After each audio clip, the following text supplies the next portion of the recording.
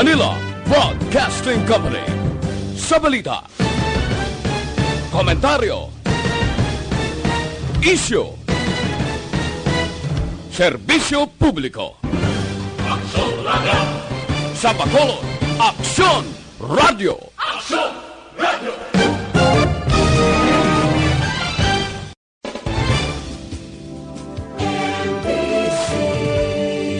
Manila Broadcasting Company. Philippine Standard Time, las 6:04. Aksyon Balita Morning Edition. Finalist Best Newscast 25th Golden Dove Awards. Aksyon Balita Morning Edition.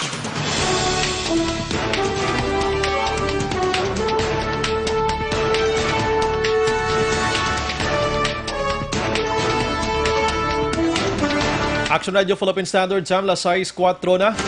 Maayong aga syudad sa Bacolod, Negros Occidental. Manabutan sa aton nga pagpangalagad sining Aksyon Balita Sunday Edition. Upod sa inyo mga kaaksyon. Aksyon Eden Aboso. Ini naman si Aksyon Bryan Morden. Aksyon Balita Morning Edition. Sa mga pangulong dinalano na kita balita lokal, syudad sa Bacolod may 11 ka persons under monitoring. Barangay Tanod nga may kaso murder dakop sa buy-bust operation sa syudad sang Cadiz. Balita National, PDEA nagpaandam sa ginatawag nga injectable liquid fluid nga ginabaligya karon online. Iloy ni Vice President Leni Robredo nagtaliwan sa edad nga 84. Sa Balita International, pila ka lugar sa kopya sang Italy ginpaidalom naman sa lockdown matapos duwa ang na-record nga napatay sa COVID-19. Sa Balita Sports, PBA naghatag panugot nga magamit sang number 24 bilang jersey number Sanday Ravena kag Manuel. Aksyon Balita Morning Edition. Ang mga detalye sini makatapos gidamang sang pila ka mga commercial.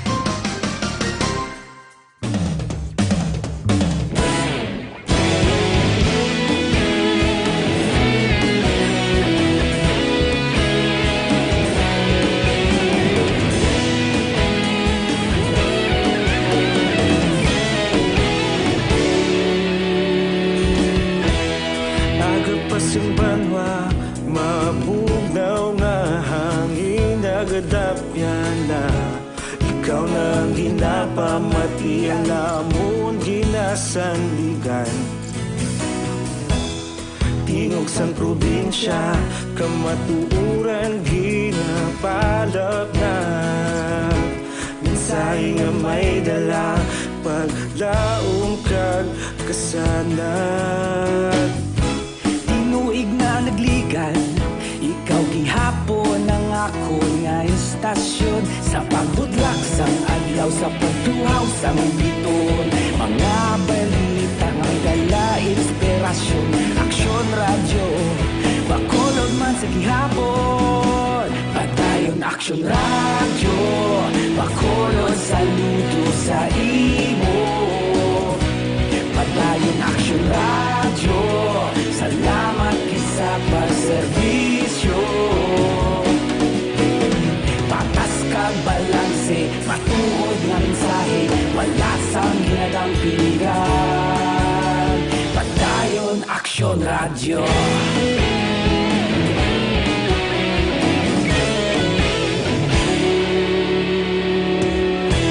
Bacolod nun kag Negrosanon, inyong pamatian.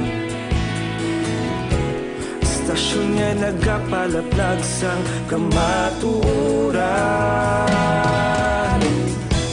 Magbakod nga prinsipyo, reporter handa sa serbisyo. Kahapon, karon kag sa gihapon, kita magapadayon.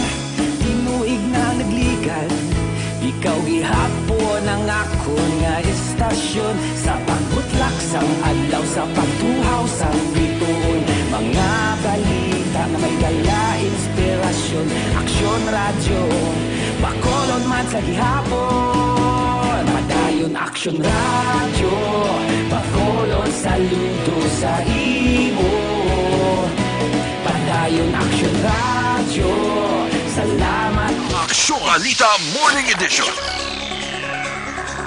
Aksyon Radio Philippine Standard Time, las 6:09. Maritalya na balita lokal, konfirmar ni Vice Mayor Elcid Familiaran tagpamuno sang COVID-19 Interagency Task Force nga mayara sang 11 ka mga persons under monitoring o kon PUM. Duha ka mga barangay sa syudad sa Bacolod nga padayon ginapaydalom sa isolation period. Suno kay Familiaran, ini nga records ang task force ang basiman sa resulta sang datos impormasyon nga ginhatag sang Bureau of Immigration bilang kabayan sang ginapatuman nga protokol. Dugang pa ni Familiaran, Pebrero 14 kon 24 kag 25 sa mga pagdapos sa isolation period sa amoyang mga persona. Rason nga ni sila karon ang hugot nga ginabantayan kag ginamonitor sang natungdan ng mga barangay health emergency response team. Bangod sini, padayon pa ginapilar ni Familiaran sa publiko nga dapat maghalong kag ini maghatag sang kumpiyansa samtang nagapadayon ang pamahog sang dala sa mga balatian kag indi pa lubos ang hilway ang syudad sang Bacolod kag pungsod Pilipinas. Dakop naman sa ginpatigayan nga buy-bust operation sa mga kapulisan ang barangay Tanod sang Zone 4, syudad sang Cadiz. Nakilala lang sospetsado nga si Ramer Pasilaban, 39 anyos, kag tanod sang among nga barangay. Nakuha sa mga kapulisan ang 7 ka magagmay nga sachet sang ginususpetsuhan shabu kag 500 pesos nga buy-bust money. Sunod sa isa sa mga nagsaksi sa operasyon nga si punong barangay Jose Maria Po, makapila na ka beses nga iya ginpaandaman ang sospetsado nga untatan ang pagbaligya sang iligal nga droga. Ginpahayag naman sang sospetsado nga talag sa lamang siya nagagamit sang shabu kag ginhimutig ang mga items nga na-recover sa iya nga bulsa. Ginako man sini nga may kaso siya nga murder apang siya na serbisyohan sa Muntinlupa na 10 ka tuig nang nakaligad. Ginpahayag sang Station Drug Enforcement Unit sang Cadiz PNP yara sa ila drug watch list ang sospetsado kag madugay na nga ginamonitor. Sa karon si Pasilaban ang priso sa selda sang Cadiz PNP kag natala na nga pasakaan sang kaso nga pagsupak sa Republic Act 9165. Aksyon Balita Morning Edition. Sa iwan pa nga balita lokal, nakagwa na sa custodial facility sa Manapla PNP ang driver sa Mitsubishi Mirage nga salakyang involbado sa aksidente nga nagluntad sa tong Pebrero 21 sang kagahon sa kilometra 39 Barangay Tortusa, Banwa sang Manapla. Naging kamatay sang 4 ka persona.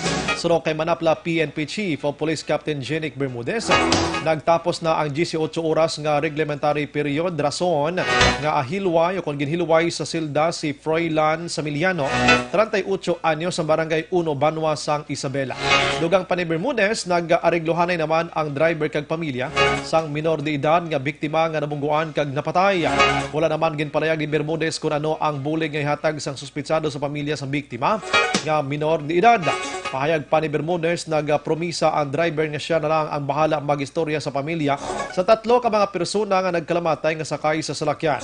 Apang sa karon ginhold sa kapulisan ang lisensya ni Similiano o kon Similiano kag impound ang salakyan sini sa ila nga station.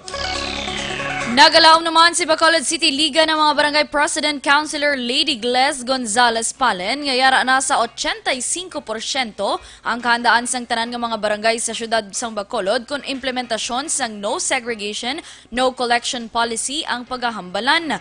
Sunod kay Palen, hindi na kinanglanon pa ang anuman nga commitment sang tagsa ka mga opisyales sa barangay bangod base sa Republic Act 9003 o kung Ecological Solid Waste Management Act, obligasyon sang ilahanay ang pagpatuman sang among kasuguan. Dugang panipalen base sa resulta sang ilang meeting nga ginpatigayon sa Liga, inisyatibo na sang tagsa ka mga barangay ang pagpakig-angot sa pamunuan sang IPM Construction agod sa pagdihon sang nagakaigo nga schedule sang koleksyon sa ila tagsa ka mga lugar. Sa naibaloan nga base sa plano sang syudad, ang no segregation no collection policy ang natala na ang ipetuman umpisa sa Marso 1. Aksyon Balita Morning Edition. Samtang magahingyo sa gobyerno sa syudad sa Bacolod, si Bacolod Traffic Authority Office of Bitaw Head Police Lieutenant Colonel Luisito Asibuche.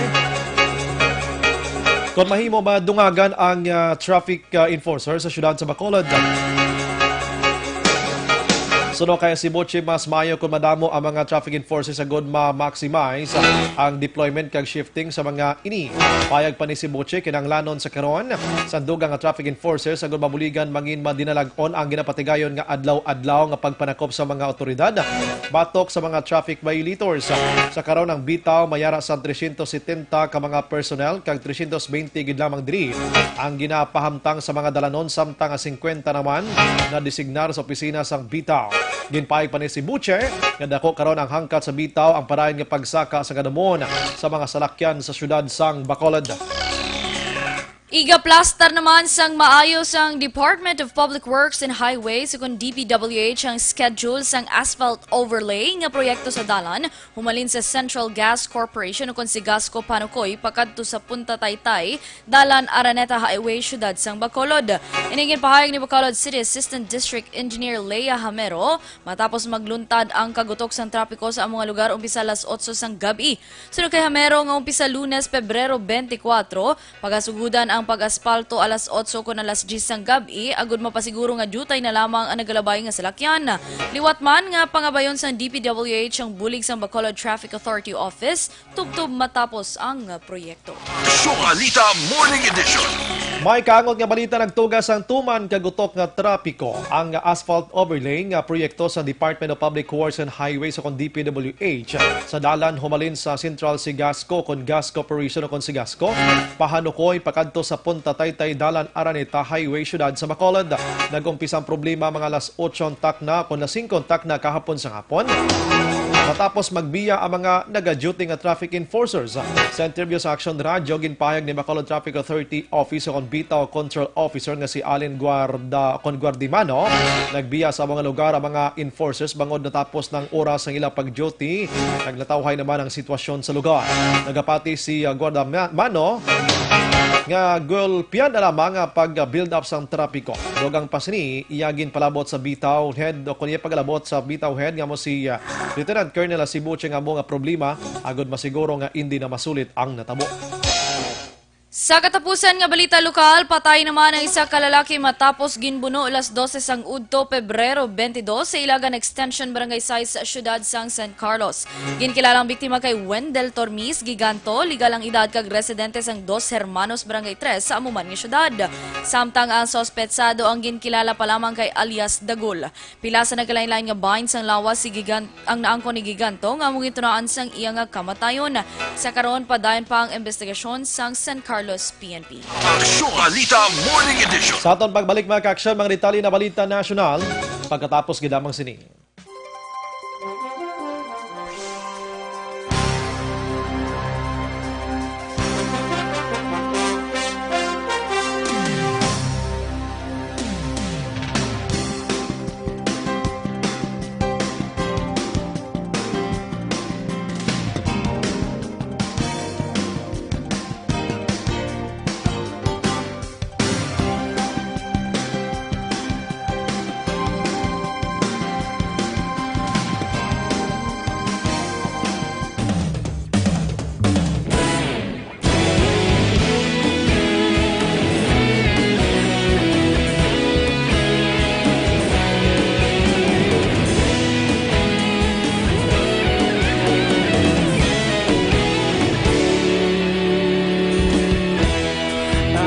Yung banwa, mabugnaw nga hangin nagadapyan na ikaw nang ginapamati ang namon ginasandigan.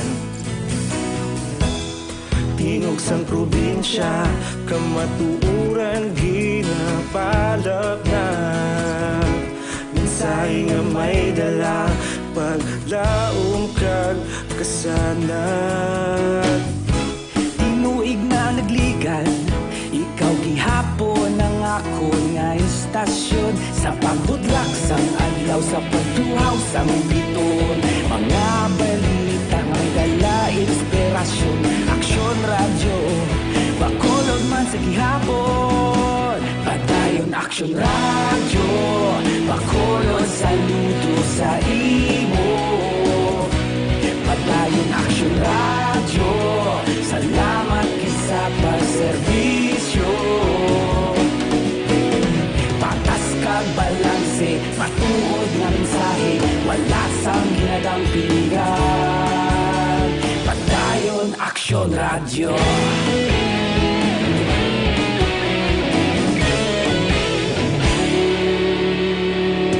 Balita Morning Edition. Action Radio Philippine Standard Time, alas 6:18. Sa Balita National, nagpandam ang Philippine Drug Enforcement Agency kon PDEA angon sa pagbaligya sang injectable nga liquid shabu. Pagi iya sa social media. Ini matapos na recover sang PDEA Special Enforcement Service ang 20 size ka syringe sa isa ka buy-bust operation sa tubang sang isa ka kilala nga fast food chain sa syudad sang Mandaluyong sadtong Pebrero 20. Kada syringe sini may aras ang unod nga 10.4 mm nga liquid shabu. Naristo sa operation ang suspitsado nga Sanday Mark Kenneth San Juan, 23 anyos, kag Jeffrey Saclao, 28 anyos. Nagwa sa investigasyon sa mga otoridad nga ginapadala ni San Juan ang pagbaligya sa illegal drugs pagi sa social media sites kangay sang Twitter, Romeo ka Grindr. Sunod kay PDEA Director General Aaron Aquino, balor 1,000 ka pesos kada syringe sini. Wala labot diri ang mga suspitsado man naga-inject kag nagabayad lang kag nagabakal sang dugang nga 300 pesos. Kasunod sini ginpa siguro naman ni Aquino nga hindi maguntat ang PDEA nga mapauntat ang drug trafficking sa Pilipinas. Nagtaliwan kahapon Sabado ang iloy ni Vice President Leni Robredo nga si Salvacion Herona bangod sa balatian. Si Herona nagtaliwan sa edad nga 84 anyos. Si Herona ang mas bantog sa hayo nga si Sally nga isa ka manunudlo sa Universidad de Santa Isabela sa syudad sang Naga sa diin diri man naggraduar si Robredo sa elementarya kag high school. Si Herona ang kasal kay the late Camarines Sur Regional Trial Court Presiding Judge Antonio Herona. Sandig sa Facebook post, ginpalayag ni Robredo nga ihaya ang iya iloy sa Eternal Gardens, syudad sang Naga, umpisa subong adlaw Pebrero 23, alas 4 sang hapon. Bulan sang Enero sang magpanawagan si Robredo sang pangamuyo sa iya nagamasakit nga iloy nga yara sa hospital. Aksyon Balita Morning Edition. Samtang ginatugyan ni Philippine National Police o PNP Chief General Archie Gamboa sa Provincial Director o Regional Director sang Police Region 6 nga mo si Brigadier General Rene Pamuspusan ang pag-aligar o kunhatag akusasyon sa ginaligar pagsupak ni Lieutenant Colonel Joby Espinido sa ginpatuman nga gag order. Sunod kay Gamboa, ginsumon na ni Pro 6 Police Director General o Brigadier General Pamuspusan si Espinido agad magpathag sa bahin sini. Dugang pa ni Pamuspusan, depende na kay ang pagdesisyon kay dapat kasuhan si Espinido bangod sa natabo. Si Espinido ang ginakusahan nga nagsupak sa gag order ni Gamboa. Sa gini ang magpabatyag sa publiko sa iya pagkadismaya angot sa paglakip sa iya ngalan sa listahan sa drug sa watch list sa gobyerno. Ginsiling man ni Espinido nga ang paglakip sa iya ngalan ang resulta sa kapaslawan sa intelligence ng PNP. Nagligad nga Webes nagpanugyan si Anay PNP Chief kag subong senador nga si Ronald Bato de la Rosa kay Espinido nga mag-resign na lamang kung loyag sini nga padayonon pa ang pagpalayag batok sa PNP. Ginhatagan naman ni Philippine National Police Chief General Archie Gamboa sang isa ka semana nga plaso ang mga police regional directors agod papason ang wetting operation sa ilan na sakupan.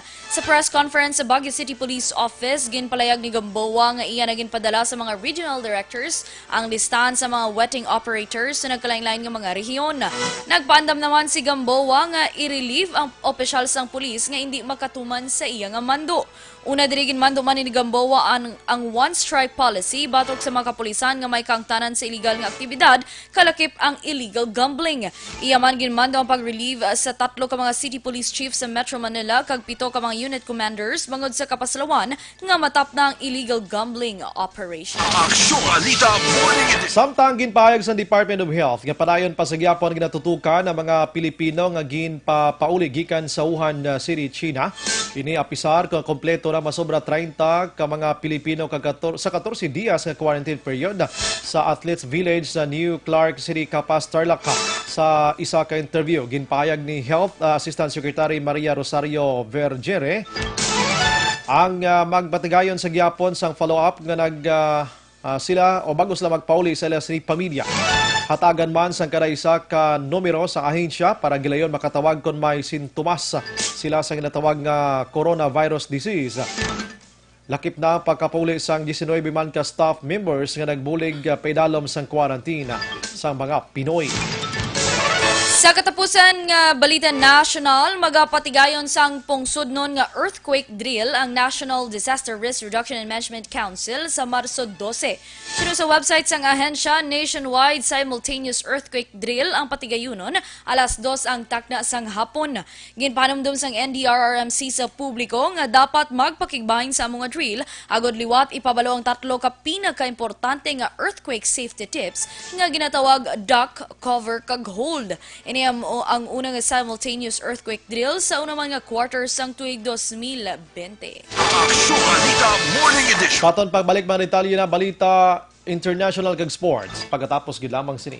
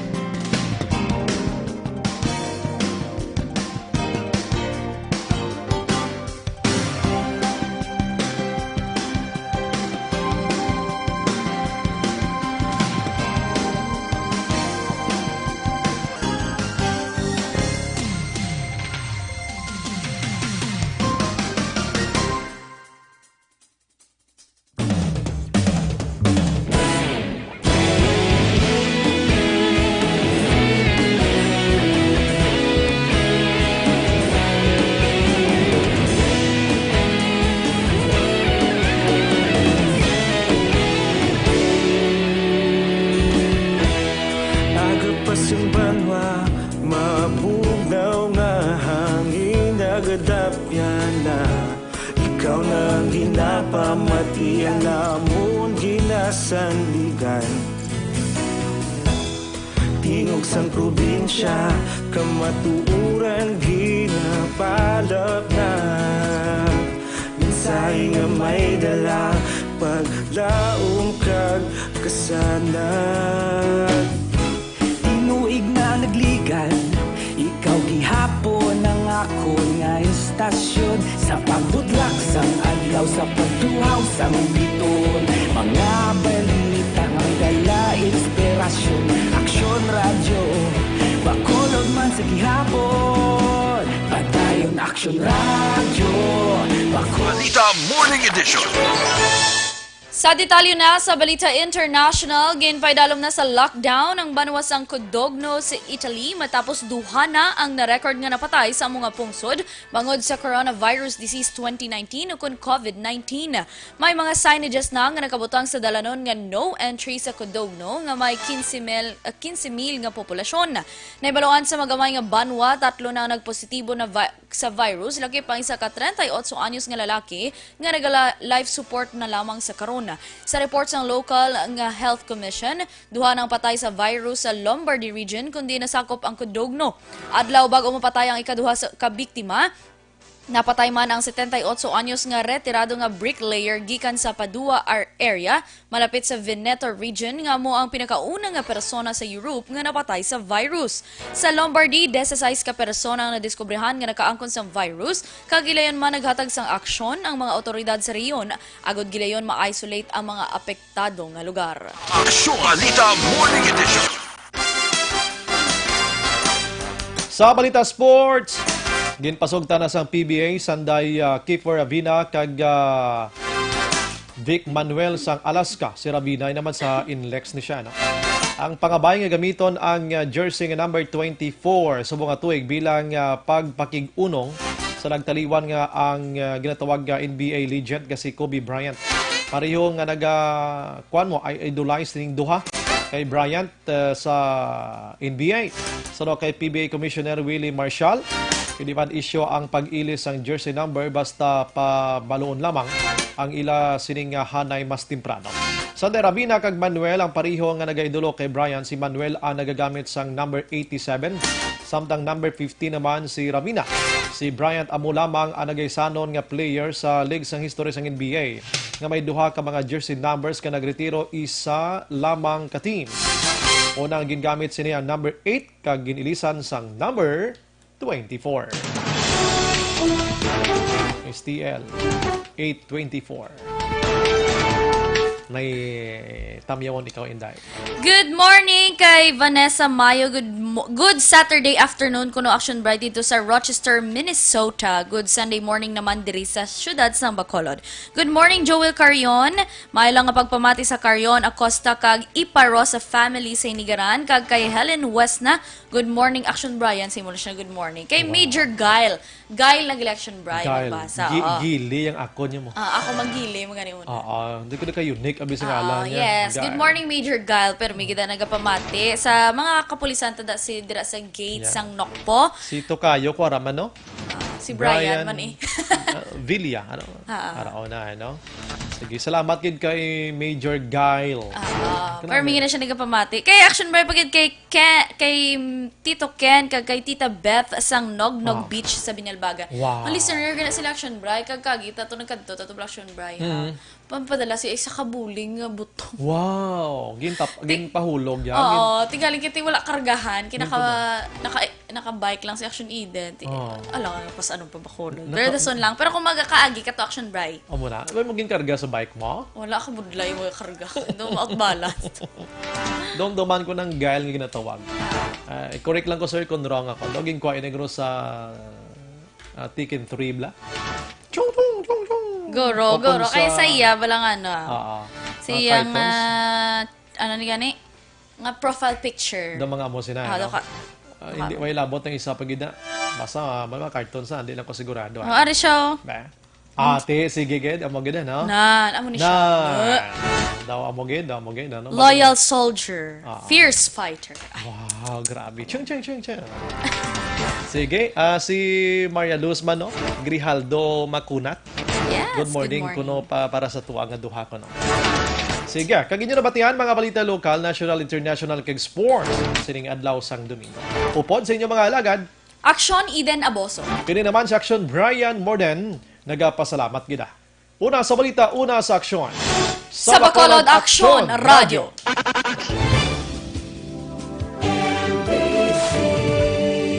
Manila Broadcasting Company. Sa balita, komentaryo, isyu,